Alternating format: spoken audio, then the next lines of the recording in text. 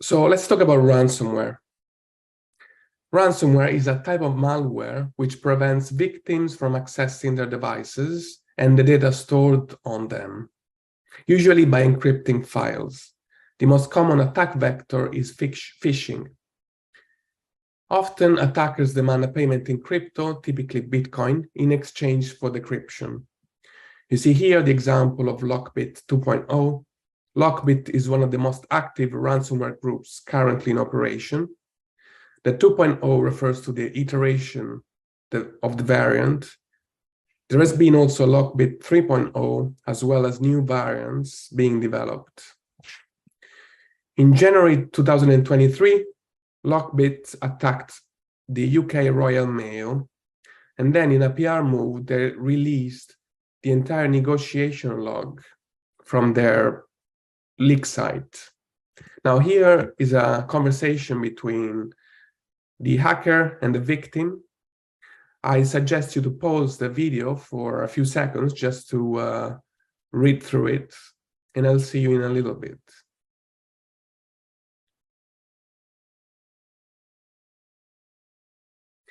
Okay, so this extract shows how much research the hackers do even before asking for a ransom to be paid.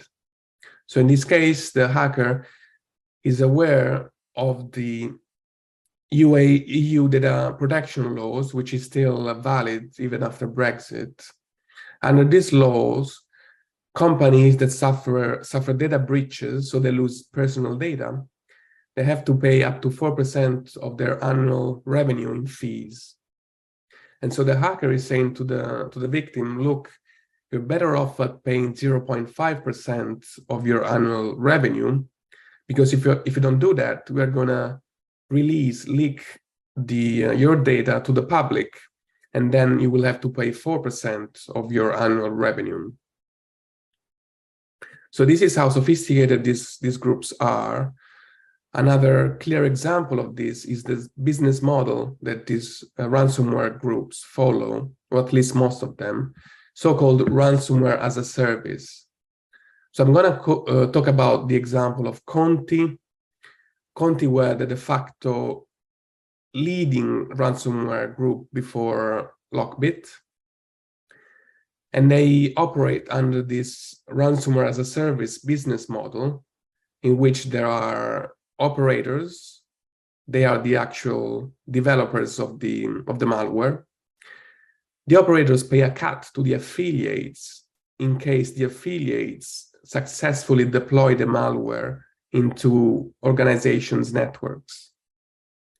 And you can see on the blockchain how the business model works, really. You see in this example here, in this image, 4 ransom payments being made by the victims to the operators, and then the operators paid a cut to the affiliates and get back the remaining payment from the ransom.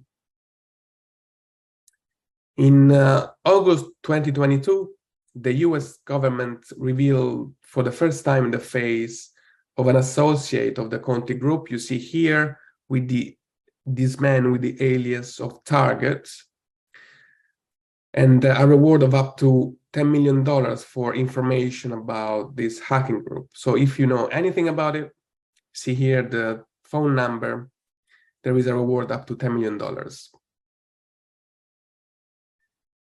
Okay, so more about Conti.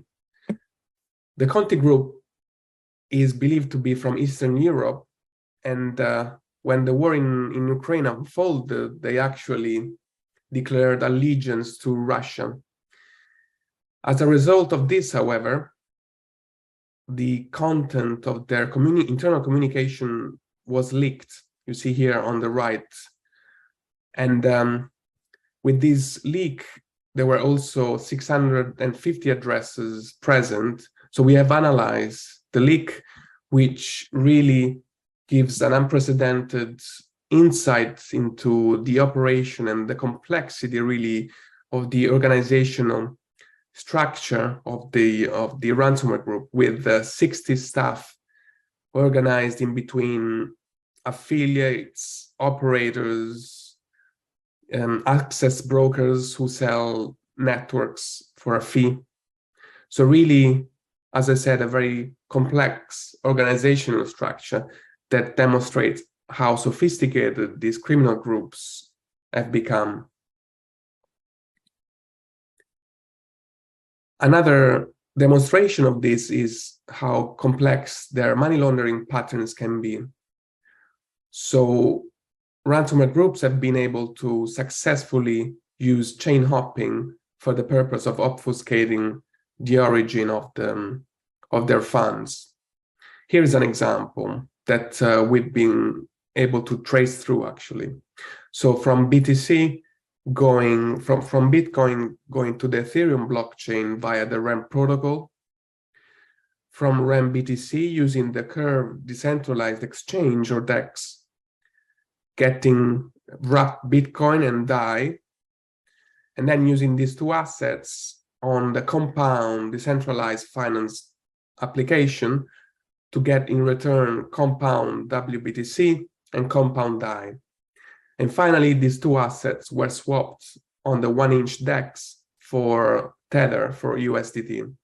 So really a complicated money laundering pattern that, again, these ransomware groups have been using in order to make our life of blockchain analysts difficult. And finally, let's talk about the dark side and this high-profile case in which this hacking group was able to effectively shut down the Colonial Pipeline network. So you see here a headline from when all this happened in 2021. This ransomware group was able to attack the Colonial Pipeline network, asking for 75 Bitcoin in ransom. At the time, that was worth $4.4 million. And the Colonial Pipeline, which is one of the largest and most vital oil pipelines in the US, they did pay the ransom. And you can see it on the blockchain, as we will see. There was a shortage in gas following the shutdown of the Colonial Pipeline, and the FBI, after a few days, did confirm that the dark side group was behind this attack. Interestingly, the hackers said that they didn't mean to create problems, and in fact, they said that their goal was to make money, not create problems for society. Dark side actors have pledged in the past to not attack organizations in the medical, education, nonprofit, government sectors. And even they said that they donate a portion of their profit to charities. None of these claims have been verified, however. So should be taken with caution, obviously. But what we can say is that the government, the Department of Justice, was able to eventually recover the vast majority of the Bitcoins. And also the dark side onion site was eventually closed and its servers were seized. Elliptic, as I mentioned, was able to identify the payment of the Colonial Pipeline ransom on the blockchain, on the Bitcoin blockchain. So we identified the dark side ransomware wallet, and this wallet received nearly 60 payments from more than 20 different wallets. So not only it received the 75 Bitcoins from the Colonial Pipeline attack, but also payment from other victims. In total, we were able to identify over $90 million in Bitcoin sent to this hacking group. So nearly 100 organizations were infected by the dark side ransomware. And based on our analysis, nearly 50% of the victims paid a ransom, with an average payment of nearly $2 million. So as mentioned, these payments were then split between affiliates and developers. And you see here that the affiliates would get the a big cut. More than 80% of the ransom would go to the affiliates, and the rest to the developers or operators.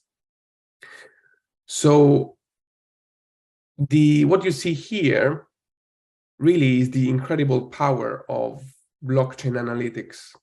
It does shine a light on the way these criminal organizations work, and really, hopefully, as I demonstrated here, are an incredible tool at disposal of law enforcement agencies and crypto businesses to help understand the risk associated with money flowing on the blockchain and mitigate the risk. That concludes this presentation. Thank you for listening.